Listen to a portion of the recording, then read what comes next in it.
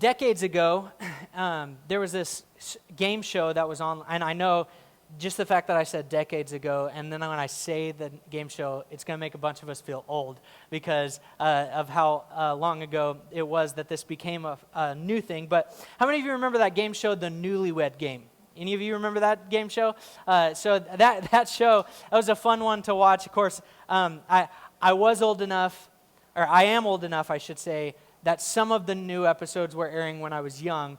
But I'm also young enough that most of the episodes I watched were reruns, okay, on the game show. So I'm kind of like in that in-between stage of feeling old on this one. But in that show, it was always funny to watch because you'd have these married couples that would come together and be asked all kinds of questions. And they would quickly find out if they knew each other well or not, based upon the questions that were asked. And so I just thought it'd be fun this morning to ask a couple of questions on, for those of you who are married, how well do you think you know your significant other? And then maybe if you're not married here today, think of maybe your parents or a best friend, someone that you like, this is the person I am closest to. And just kind of contemplate, how well do I know this person based upon these questions, all right? What is their favorite song? In your mind, do you think you could say, what is their favorite song right now? Already some of you are like, I'm failing this quiz right now. I don't know. What is their favorite song? What is their favorite meal? Could you answer that question? What is their favorite meal? What is their ring size? Do you know that answer? What color, tie or dress or clothing, if you were to buy them clothing of any kind, would they prefer that you buy? What color do they think they look good in, I guess is another way to ask that. What is their blood type? Do you know the person you're closest to's blood type? What is their average blood pressure? Now, some might actually know the answer to that based upon health-wise or anything that's going on in your life. You might know the answer to that one. But what is their favorite flower or tree? Okay, how many of you got a 100%? You think on some of those questions? No, I know I didn't, and I should have maybe done some studying before giving those questions in a message right in front of everyone. But think about this: the people that we should know most, we often don't really know as well as we think we do. And the truth is that the more that you know about someone, even trivial things like that, the more you know about someone, the more you trust them. I mean, even thinking about the person that you know the best, they're probably the person you trust the most. Or the person that knows you the most, you probably trust them the most. Because in order to truly trust someone, you have to know them. I mean, to really and truly trust them, you might briefly, when you first meet someone, trust them. Sometimes as a pastor, I get invited to meet people at their house for dinner or go to a restaurant or something like that, maybe a restaurant I've never been to. And initially, I have to just trust that they're a good cook, right? Or I got to trust. And initially, there's trust there sometimes when you meet someone. But that trust can quickly be broken as you get to know somebody. Because the more you get to know someone really is what we base how much we trust them on. And the truth is, the person that we should be able to trust more than anyone else, in fact, at all times we should be able to trust him, people often don't trust him, don't trust God. And I believe that is due to the fact that many don't truly know the Lord that very well, or they're not continually getting to know him. Well, throughout the Psalms, we have seen already in some of the Psalms that we've looked at, we see David constantly declaring his trust in God. Constantly declaring his trust in God. And in our Psalm today, we see him speaking to what he knows about God that brings him to that level of trust in God. See, because what we think and what we know about God will directly impact how we relate to God. What we know about him and what we think about God directly impacts how we relate to him. A.W. Tozer said it this way: what a person thinks about God is the most important thing about that person. And it's true, because how you view God, what you know about God will shape the way that you relate to him. If you see him as small, then you're going to not go to him for the problems that you think might be too big for him to handle. And so you try to handle them yourself. If you see him as up in heaven, completely distant from all of his creation and distant from you, then that will affect how you go to him in prayer. And if you go to him in prayer, if you see him as something that is ethereal, like just kind of some spirit thing that's out there rather than a person who is personal and intimate with you, then it's going to affect the way that you relate to him on a daily basis. So let's take some time this morning and let's get to know our God from how David relates to God and see if we can in turn respond in a similar way to David at the end of this psalm. And what I love about all the truths of this psalm that David gives about God is he doesn't just theologize it and give like big picture things. He doesn't philosophize about it and say, well, this is kind of my philosophy about what God does. He doesn't theologize, there we go. He doesn't theologize or philosophize about it. He personalizes it. He makes it very personal to him as he goes through this psalm, speaking to who God is and how he relates to him. And the first thing that David recognizes about God is this: God, you know me. God, you know me. That's the first thing that he recognizes about God. Look at it with me in the first 6 verses. O Lord, you have searched me and known me. You know my sitting down and my rising up. You understand my thought afar off. You comprehend my path and my lying down, and are acquainted with all of my ways. For there is not a word on my tongue, but behold, O Lord, you know it altogether. You have hedged me behind and before, and laid your hand upon me. Such knowledge is too wonderful for me. It is high, I cannot attain it. He says, God, you know me. This section of the psalm really keys in on God's knowledge. Now, the theological term for this that many people use is omniscience. Omniscience, which basically just means this: all-knowing. All-knowing. God's knowledge is immeasurable. He is unlimited in what he knows. By nature, God is without the need to learn anything. He knows everything.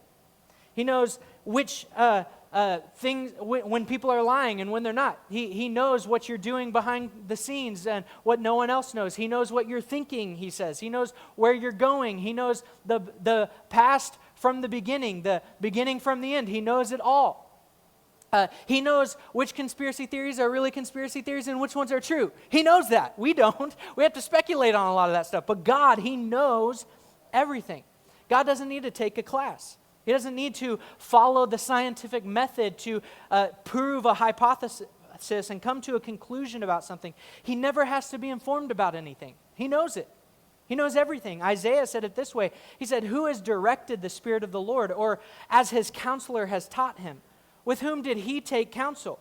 And who instructed him and taught him in the path of justice? Who taught him knowledge and showed him the way of understanding? What Isaiah is saying is this. He's saying, no one did. Who could, is really what he's saying when he asks those questions. In the book of Job, Elihu calls God this: him who is perfect in all knowledge. Him who is perfect, or complete is the other way to say that, in all knowledge. Not only does he know everything, he never forgets anything. He knows it all. And this characteristic of God is one that is attributed to him alone. It's one that's attributed to only him.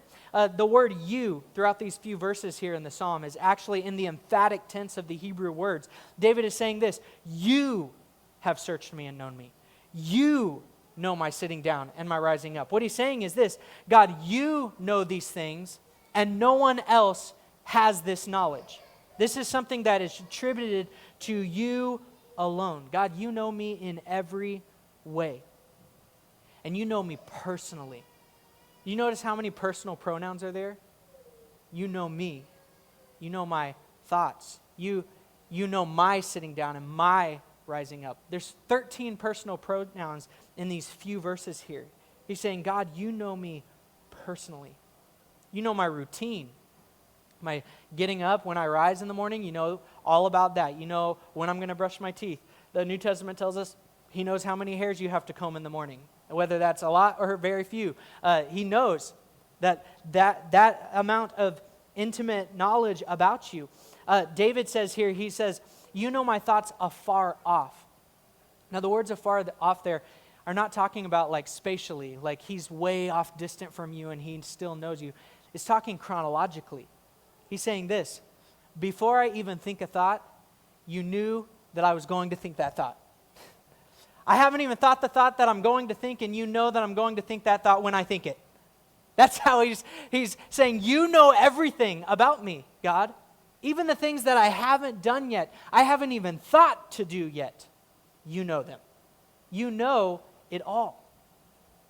I hear a lot of people nowadays, especially in America, they complain about how it feels like we live in a world that people know everything about you. That there are chips in our vehicles so they can track where we go and how fast you're going when you crash and all that kind of stuff. There are chips in your phone to show where you are, and they can track your text messages and all of that kind of stuff. And pretty much every app you have on your phone is tracking some sort of data. Even if you have an iPhone and it says, ask app not to track, okay? And you click that button. Just in case you didn't know, you click that button, but then the next page, when you open the app, it has a terms and agreements, and you click agree. You just nullified your ask app not to track, because agreeing to the terms and conditions, most often in those terms and conditions, it says, allows us to track all other apps on your phone. And so even if you ask it not to track, just so you know, it's still tracking what you're doing on other apps. That's how you can like search for something on Google, and then all your Facebook and Instagram ads are that for 2 weeks, stuff like that, because they know all about you in those ways. But there are cameras everywhere too. People have cameras on their phones. Instant that something happens, the cameras come out on phones just to see what's going on. And sometimes people literally walk into a restaurant like, they were doing this to Chipotle and all of that because of ration size of what they're doing. They just walk in with their phones videoing, and they're like, I'll take some black beans, I'll take some, and do that. People just, cameras everywhere. You almost can't do anything without security cameras or other people's cameras on their phones catching what you're doing in some way. There are trackers everywhere, and almost all commerce today is done in some trackable way. Very few cash, just handing the cash and you get the thing. Very few of that, unless you're an avid Facebook Marketplace person, that's taking place today. And even then, most people do it in some trackable way through Venmo and all of that. And people, when you really think about that, especially in America, we don't like living in a world that feels like we don't have any secrets. But can I let you in on a little secret? Every person in human history has lived with no secrets, ever. Because they are under God. God knows every single thing that is going on in this world. He knows it all. He knows. The problem is that most people, and even Christians, people who believe in God, they don't live in light of the truth that He knows everything. But He does. He knows everything. And since He knows everything, He knows the worst about you. All the things that you think and you say that no one else knows. He knows what you thought about that person. He knows what came out of your mouth in the car when the person cut you off and no one else heard you say it. He knows that. He knows everything that has taken place in your life, past, and He knows what's going to take place in your life, future. He knows the very worst about us because He knows everything, but He also knows the very best about us because He knows everything. All those things that you put your hard work into and feel like no one sees it, guess what? God saw it. God sees your best. He sees both the worst and He sees our best. He knows your story. He knows your secrets. He knows your thought process. He knows you. And as we'll see at the end of this psalm, that means we can trust Him with both our worries and our wickedness because He knows you. David says, God, I recognize something when I think about you, and that's this. You know me personally in every way. You know me. But then secondly, he says this, God, you see me. Not only do you know me, you see me. Look at verses 7 through 12. He says, where can I go from your spirit? Or where can I flee from your presence? If I ascend into the heaven, you are there. If I make my bed in hell, behold, you are there. If I take the wings of the morning and dwell in the uttermost parts of the sea, even there your hand shall lead me, and your right hand shall hold me. If I say, surely the darkness shall fall on me, even the night shall be light about me. Indeed, the darkness shall not hide from you, but the night shines as the day. The darkness and the light are both alike to you. This section really focused in, as the last one focused in on God's knowledge, on his omniscience. This focus on these sections really focuses in on God's presence. Another word for that is, we would say it, omnipresence. So he's all-knowing, omniscient, and he's omnipresent, ever-present in all places, at the same time, forever. It's just amazing to think of his presence. Now, sometimes in the Bible, we see God's presence kind of localized. And what I mean by that is, think of in the wilderness a pillar of cloud by day and a fire by night. It was something that symbolized to them that God was in reality with them and leading them and guiding them in the wilderness. And then think of when they dedicate the temple and God's presence comes down in smoke and fills up the temple. They visibly see God's presence there. But even in that moment, Solomon in his prayer says, even this building cannot contain the presence of God. We see God is present there, but God is also present everywhere. Solomon says that. And in the New Testament, both Stephen in his message before he's stoned to death, and Paul at one point says this: God does not dwell in temples made of hands. He doesn't stay in some place or property. He stays in all of the earth with his people. So God is everywhere present in the totality of his being. He cannot be contained in any space. He is everywhere all at once. What that means, too, is God is not localized to just a city or a nation. I don't have to go to a specific place to be able to relate to God on a closer level than I can anywhere else. And you go to Israel with us. I invite you, anytime that we're taking an Israel trip, our next one's in February of next year, that when you go there, it's amazing. I think every Christian should go there. But being there doesn't make you any closer to God than you are at this moment right here. You have the access to the presence of God at any place in this world because he is ever present. And as much as you might see all over in different religions, or even in some practices of people under the sect or of the under the name of Christianity, might say different things about where God can be located and where you can find be closer to him than any other place. The truth is, God is everywhere at once, and that means no matter where you go, God is there. God is there. That's what David says here. In fact, he says it in some very poetic and emphatic ways. If you look at verse 8, he says this: even death can't hide us from God. Even death can't hide us from God. He says, if I ascend into heaven, you are there. If I make my bed in hell, behold, you are there. Now, when he says that word hell, that's we've translated that, the Hebrew word there's Sheol, which to them is just an understanding of the grave, the place of the dead, the place where the dead are. And so in many ancient beliefs, they thought that once you got to the place of the dead, that once you got to the grave, that God was now separated from you. And David's saying this: no, even in death, we cannot escape our responsibility and accountability before God. He is here and he is there.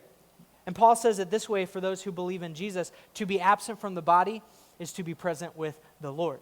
He is here with us now, and he will be with us there in eternity. He says death can't even separate us from God. And then he says this: distance can't hide you from God. Verses 9 and 10. He says, if I take the wings of the morning and dwell in the uttermost parts of the sea, even there your hand shall lead me and your right hand shall guide me. The words wings of the morning there are a poetic way to talk about the rays of the sun. When the sun, I love, it's kind of blinding, but I love doing this. If I ever do wake up early enough to see the sunrise, because I'm not a crazy early riser, but if I ever do, from our house, for those of you who have been there, the sun rises right on the other side. So we can just see it, and when those rays pop through, if you think poetically here of what David is saying, those rays pop through and all of a sudden it just covers the whole earth in an instant when the sun rises. And so he's saying this: even if I could travel on a ray of light, and travel at the speed and distance that ray from the sun does, from one end of the visible horizon to the other in an instant. The truth is this: I still couldn't escape God's presence. God is there. No matter what distance I travel, God is there. Death can't hide me from God. Distance can't hide me from God. And then he says darkness can't even hide us from God. Verse 11 and 12. He says, if I say, surely the darkness shall fall on me, even the night shall be light about me. Indeed, the darkness shall not hide from you, but the night shines as the day. The darkness and the light are both alike to you. A lot of people, they're afraid of the dark. And it's just because we feel vulnerable in the dark. But though people might be afraid of the dark, the truth is there really is no reason to be, because God can see you in the dark even if you can't see you in the dark. Now, take this metaphorically, even into our lives. Take it metaphorically. Have you ever gone to a dark time in your life? It just feels like darkness is all around you. You feel more vulnerable in that state of your life, and you feel like God is distant from you. Well, if I can help us this morning, in those moments, the truth is you cannot believe your feelings. Even in the darkest moments of life, when it feels like God is distant, David is telling us here, he is in the light. He is there. Even in your darkest moments, he sees you, because darkness and light are the same to him. He sees you in it. And so if you are ever in a dark place and you feel like God is distant, you have to speak truth to your feelings and say, no, God said he is with me even in the dark. When you feel like God is far from you, speak the truth to those feelings. But some people, they like the dark. Some people are afraid of the dark. They feel vulnerable in the dark. But others, they like the dark because it hides them from other people. That people often do crime in the dark. Why? Because they can do so without being seen by other people. I think I've shared this story before, but I love it. It's just a funny anecdotal story that talks about a thief who walks into a house and picks the lock, and as he gets into the kitchen, he walks in and he hears, "Jesus sees you and so do I." And he goes, "What was that? What?" And he kind of tries to shine his flashlight around. He hears it again, "Jesus sees you and so do I." He's like, "I got to see what's going on." And he flips on the light and sees this parrot right there on the kitchen counter. And he hears him again, and "Jesus sees you and so do I." And right as he hears him say that again, he looks down and sees a Doberman on the floor. And the next thing the parrot says, it says, "Attack, Jesus, attack." The dog's name was Jesus. And the truth is this, okay? The truth is this. No matter where it's a silly illustration. No matter where you are, even in the dark, even when you think no one else is seeing what you're doing, the truth is God sees it. Even in the dark, God sees you. Whether it's in a dark time and you need encouragement, the truth is God sees you in those dark times. And when you're trying to hide in the darkness, the truth is this: God sees you in the dark. So the fact that God sees us in every place and knows everything that we are doing, that's a comforting truth. But it's also a convicting truth to think about. The writer of Hebrews says it this way: there is no creature hidden from his sight, but all things are naked and open to the eyes of him to whom we must give account. Here are some amazing truths about God's omnipresence. Because he is all present, ever present, we are never alone. Never. God is with us. Because God is ever present, we can walk through life courageously. We don't have to fear when we can't see the way. Why? Because we know God can. We can walk through this life courageously. And because God is ever present, the truth is this: we are accountable. Because though others might not see what we're doing, no matter how much we think we are hidden, we are not hidden from the sight of God. And David says this: God, you know me. That is comforting and that is convicting. God, you see me. And that is comforting and that is convicting. But then he says this: and God, you made me. You made me. Look at verses 13 through 16. He says this: for you formed my inward parts. You covered me in my mother's womb. I will praise you, for I am fearfully and wonderfully made. Marvelous are your works, and that my soul knows very well. My frame was not hidden from you when I was made in secret and skillfully wrought in the lowest parts of the earth. Your eyes saw my substance, being yet unformed, And in your book they all were written, the days fashioned for me, when as yet there were none of them. This section, as the previous two, hones in again on a characteristic of God, and he's talking now about God's power in creation. A big word for this in theological terms is God's omnipotence. We have his omniscience, he's all-knowing. His omnipresence, he's all-present. And his omnipotence, he is all-powerful. But I love how David keys in on this attribute, because when considering the power of God, he doesn't look outwardly to the heavens. I mean, we've seen him do that before in Psalms. He says, when I consider the heavens, the work of your hands, I think, what is man that you are mindful of him? In Psalm 19, he says, the heavens declare the glory of God, and the firmament shows his handiwork.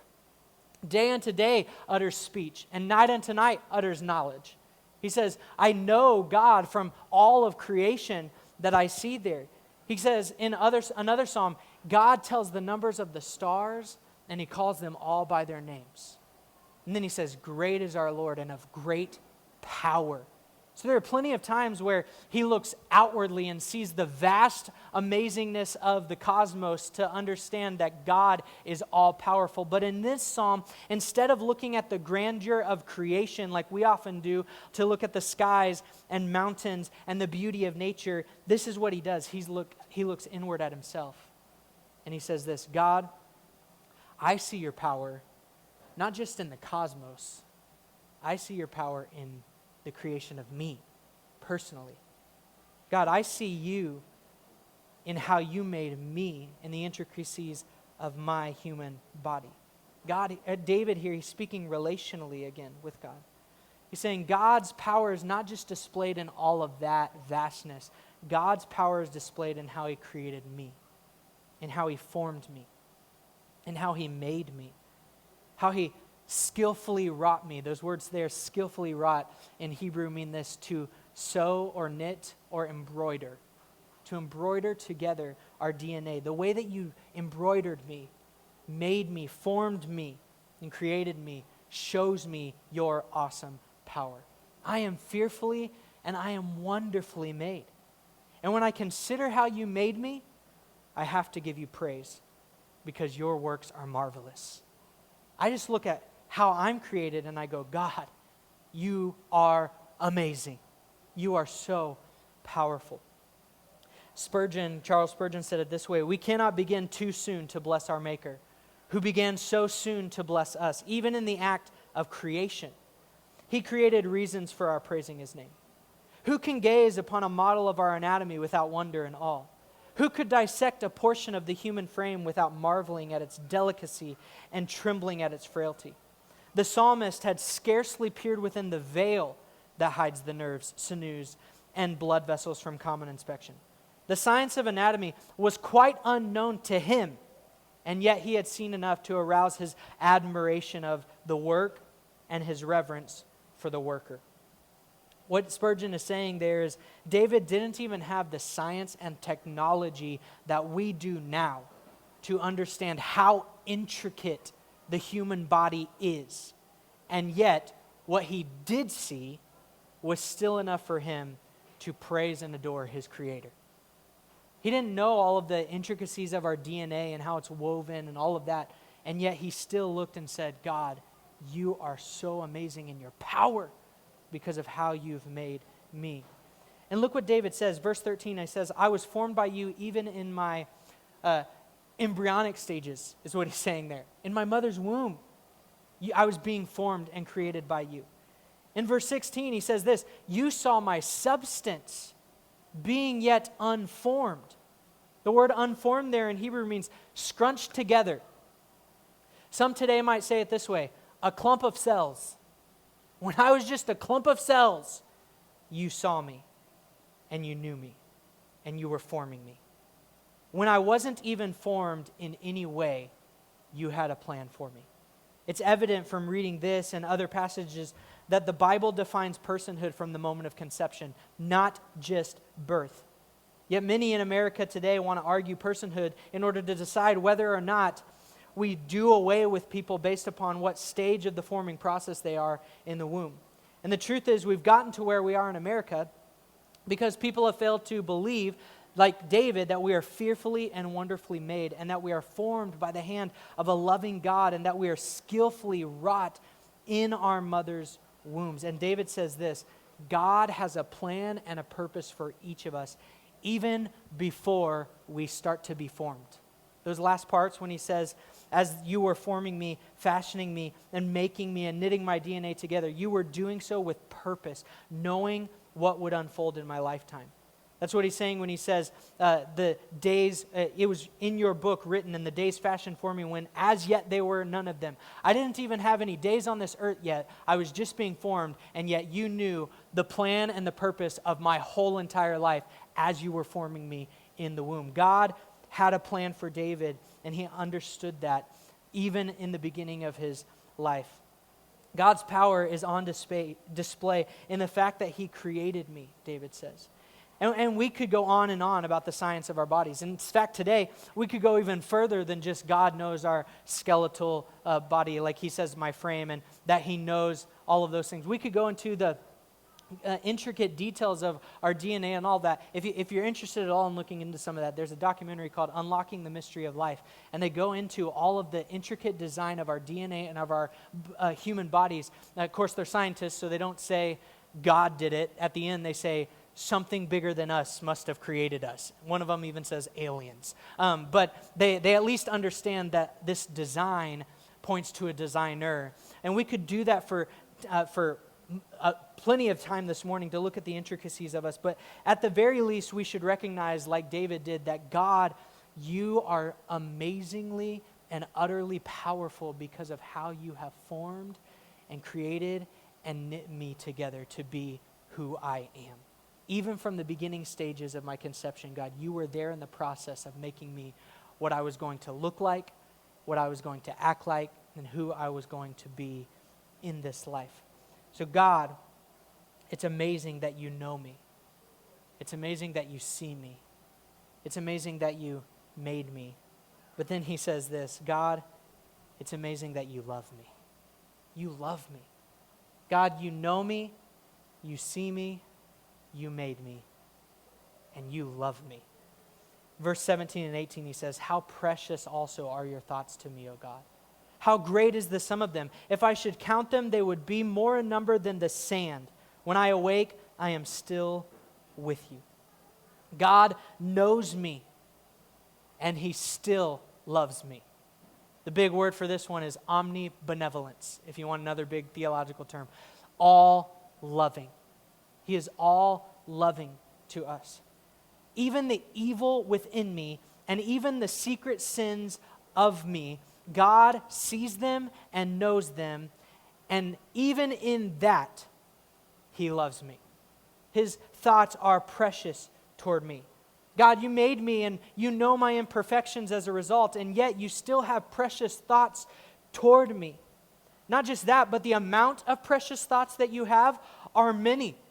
Not just that, but there are so many that I couldn't possibly count them all. They are as innumerable as the numbers of the grains of sand in this world. I think it's hard enough for us to imagine allowing someone to know us as intimately as God knows us here on this earth, but it's even more unfathomably unimaginable sometimes to understand that someone could know us that intricately and intimately and still love us. And yet God, in knowing everything about us, in knowing everything that we've gone through, in knowing everything in every way that we have defied him and his ways, he still says this: I love you. I love you, and I have precious thoughts toward you. And knowing our sin, he still loved us enough to come to this earth and die in our place, to take the penalty for sin upon himself so that a way could be made for us to be able to dwell forever in his holy presence. Romans 5:8 says, God demonstrates his own love for us in that while we were still sinners, Christ died for us. John 3:16, for God so loved the world that he gave his only begotten Son, that whoever believes in him should not perish but have everlasting life. And when we accept that gift of love, that gift of salvation, we start to experience his love in all kinds of other ways. And this is an amazing truth that I'm constantly perplexed by, but also just so encouraged by, is the fact that God will never love me any more or less than he does at this very moment. Because his love for me is perfect and unconditional. Nothing that I do, no amount of performance that I mutter up will make him love me more. And no amount of failure will make him love me less. His love for me as his child is dependent not on anything that I have done or will do, but upon the fact that I have been adopted into his family. John says it this way, "Behold, what manner of love the Father has bestowed on us, that we should be called the children of God." What love that he has given us the authority to be called his children. And how amazing is his love. He knows and sees everything about me, the best and the worst. And yet his thoughts toward me are precious. He made me and he loves me with an everlasting love. When you really think about that, what kind of response will this view of God, this knowledge of who God is, bring about in my life? For David, it brought about surrender. He says, "God, you know me, you see me, you made me, and you love me. So God, I surrender to you." I surrender to you. Look at verses 19 through 22. He says, I surrender to your authority and to your justice. He says, "Oh, that you would slay the wicked, O God. Depart from me, therefore, you bloodthirsty men, for they speak evil, or they speak against you wickedly. Your enemies take your name in vain. Do I not hate them, O Lord, who hate you? And do I not loathe those who rise up against you? I hate them with a perfect hatred. I count them my enemies." In our court of law today, we have people who give witness statements and evidence is shown in court and all kinds of things are brought to bear. But the truth is, even everything that takes place in a court hearing and all that's brought to bear, the judges and the jury still have to make judgments based on limited knowledge. They don't and can't know and see every detail of the story, the crime, or the people involved. But God, he knows and he sees everything. And because of that, his judgments and his justice are based upon knowing and seeing all the facts. All the facts. So anytime that we go, "Well, that just doesn't seem fair that God did this," the truth is you don't know all the facts. And he does. He knows them and he sees them. And David is saying here, "God, you know everything and you see everything. So I trust your authority and your justice. What you call evil, I call evil. What you call good, I will call good. What you hate, I hate. What you love, I will love. Those who oppose you, I will oppose them. I surrender to your authority and justice over all things, God." But then he says, not only do I surrender to your authority and justice, I surrender to your sovereignty. Look at verse 23. "Search me, O God, and know my heart. Try me and know my anxieties." Know my anxieties. The word there literally means the thoughts within me that I can't contain of worry. And so anxiety is a good word for that. The truth is, anxiety and worry in and of themselves is not sin unless we allow it to rule our lives. The truth is, anxiety and worry are emotional responses to situations around us. But David is surrendering to God's sovereignty. He's saying this, "God, you know my story. You know what I'm going through. You know my past, you know what's ahead of me, and you see all the places and spaces and situations, and you love me. So this is what I'm going to do, God. I'm going to trust you when something comes up that causes me worry. I give it to you. God, know my heart, try me, know my anxieties." He's saying this, "God, you see and know, you made me, you love me. And so whatever worries me, this is what I'm going to do. God, you know them. Will you see them? Will you do what you will with them? So I can give you my worries, whatever comes my way. So I surrender my worries to you." But then he says this, "I also surrender to your cleansing," or to your sanctifying of me. The last part of verse 24, it says, "And see if there's any wicked way in me, and lead me in the way everlasting." He says, "God, show me the wickedness that is in my heart. Reveal to me the areas that need work and lead me in the way that leads to life." God, you know me, you see me, You made me and you love me, so I surrender to your working in my life. If the way everlasting means you lead me through a trial to strengthen me and grow me, then so be it. If it means you have to do some pruning in my life, then so be it. I surrender to your cleansing, God. Do the work in me that only you can do. See the wickedness and guide me in the way of everlasting. He's saying this in these ways. God, because of who you are, that you are omniscient, that you are omnipresent, that you are omnipotent, that you are omnibenevolent. God, that you know me, you see me, you made me, and you love me. This is what I'll do. I surrender to you. I trust you. I surrender. Skip Heitzig, he said it this way. He says, since God's ability transcends my reality, it is best to bow to his immensity. Because his ability in all these different ways transcends my reality, it is best that I bow or surrender to his immensity. Friends, almighty, wonderful, perfect, creator God knows you and sees you. He made you and he loves you. If you're here today and you're not a Christian, you've never placed your faith in Jesus for salvation, then your first step of surrender to those truths is to recognize that God has revealed there is wickedness in you. He has made a way for you to be made right and be led into the way everlasting. The Bible tells us this: all have sinned and fallen short of the glory of God. Every single one of us has wickedness within us from birth. No one had to teach us how to lie. No one had to teach us how to hide the things that we were doing that we didn't want anyone else to know. No one had to teach us how to do that because we are sinners by birth and we are sinners by commission. We have all committed sin and as a result have fallen short of the glory of God. We cannot be in God's holy presence full of sin. In fact, the Bible says that the wages of sin is death, eternal separation from God. But he loves you so much that he sent his only son Jesus to come and to take that payment upon himself, so that his perfect, sinless life could be reckoned to your account. And he said that you can be made righteous and perfect before God by accepting Jesus' payment on the cross. And the way that we accept it, Paul says in Romans, is by believing it and by receiving it. That we believe in our hearts and we confess with our mouths.